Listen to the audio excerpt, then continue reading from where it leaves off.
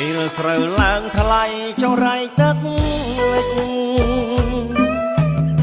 ឥឡូវត្រីស៊ីខ្ទេចទាំងយើងទាំងគេថ្លៃជីថ្លៃថ្នាំអាត្រាំងផងដែរ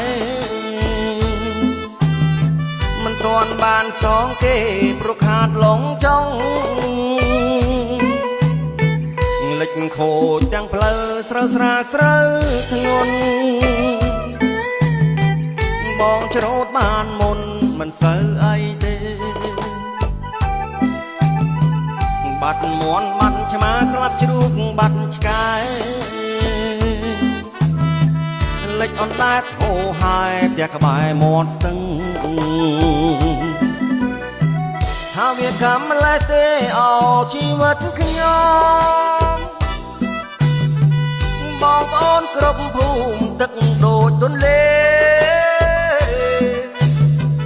កោះសំពើមានសាលារៀនហូរហើយអាណិតកូនសឹងដែរខកខានរៀនសូ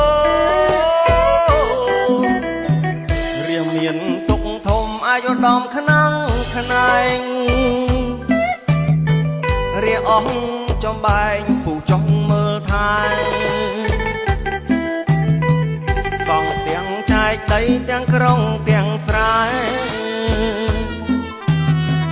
ចិត្តស្រឡាញ់រាជខ្មែរពូឯកឧត្តមឋានៈខេត្តចិត្តស្រឡាញ់រាជខ្មែរពូឯកឧត្តមឋានៈខេត្ត